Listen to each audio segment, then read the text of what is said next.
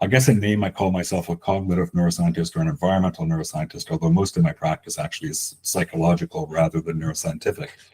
And for the longest time now, and virtually on a daily basis, I'm obsessed with one of the questions which was asked intensively at the Intentional Spaces Summit, which is, there seems to be this fantastic enthusiasm for doing the kinds of interdisciplinary work that we've been talking about, but hard questions about how to do it.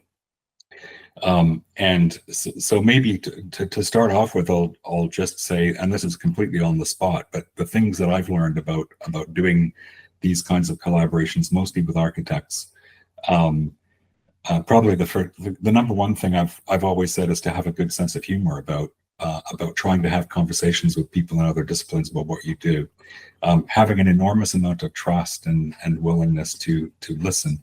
But those are all kinds of, we can use those kinds of adjectives to describe that process, but really getting down into the details of what it actually means for me, for example, to talk to somebody who designs buildings or makes art. Where are the links? What is the language? Is really, really difficult stuff to do. So maybe I'll talk about that and then hopefully go back to the Indigenous perspectives and a few other things as well that Hugo said. But I think that if I had given the presentation that I woke up this morning planning to give, I would have outed myself as a crass empiricist who sort of missed the mandate. But I'm going to do a little bit of that anyway, because I think there's a point to this. I want to talk about something that's quite specific to my work and dear to the hearts of many cognitive neuroscientists. And it has to do with vision. Mostly, I guess, I study vision, and my first mentor as a graduate student was a fellow named Mel Goodale, who the first thing that he taught me was, he said, Colin, we don't have a visual system. We have visual systems. Vision is really a bunch of machines, each of which is designed to solve particular kinds of problems. And they all kind of falteringly somehow work together to make something.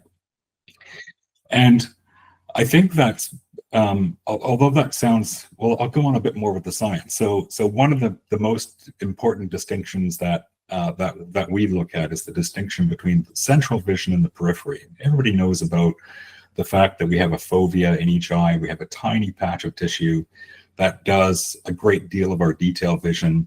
And we have this expansive periphery that does a bunch of other things that are in some ways a little bit less clear to us. But I think when people think in the everyday sense about what vision is, visual experience, we associate that very much so with central or foveal vision. And we ignore the periphery. And I think, one of the most interesting pieces of evidence for that, again, and this is quite specialized, is if you look at how we study visual experience, one of the main tools that we use is eye tracking, and in which we're basically looking at where the fovea points in the world. We track these beautiful visualizations of point clouds and heat maps of fixations. And all of that is about foveal vision. And the reason that interests me is partly because it ignores the periphery, where I think all kinds of really super cool, interesting things are happening. In fact, I think a lot of our emotional attachment to spaces probably comes through the periphery, but also because there's kind of a weird connection that I don't quite know how to put into words, but I'll give it a go, between the technology that we use to do the science, to try to understand visual experience, and this bias that we have towards foveal vision. And I think part of it is because we do what is convenient. We do what we know how to do, which in the case of eye tracking is to track the fovea. But part of it, I think, is because there's this, our nervous system is designed in such a way to make it easy for us to forget that basic fact that our visual experience is the output of a bunch of different machines. So as I experience the world, I'm not thinking about, my fovea is here, my periphery is there, my periphery is doing this stuff with low contrast motion, and my fovea is picking up the high spatial frequencies. I'm just apprehending the world as a panorama of visual sense. It's seamless. And I think it's a nice match with what we think we're getting from a technology like eye tracking. So there's this really kind of confusing, for me at least, set of interconnections between the technologies that we use, our underlying assumptions about where visual experience comes from, and the way that we try to understand the two things. So it's sort of, it comes together in those interdisciplinary discussions that we have. And I always think some of the best ones I ever had were with my dad when I was a little child, when I was 7 years old. My dad was in the building trades. He wasn't an architect. He was a quantity surveyor. So he knew about numbers and sizes and dimensions and materials and costs. So he would take me to a site, and he and I could enjoy together the aesthetics of a beautiful building.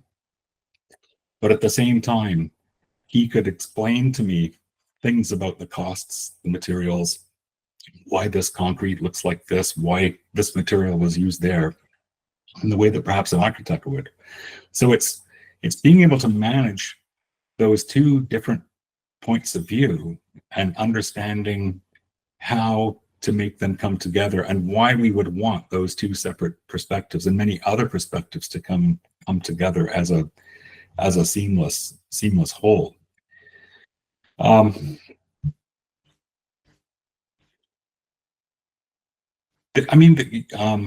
stop talking about vision and eye tracking for a second and try to get back to Hugo's question about Indigenous perspectives. I think yeah, in Canada that is worldwide it's super important.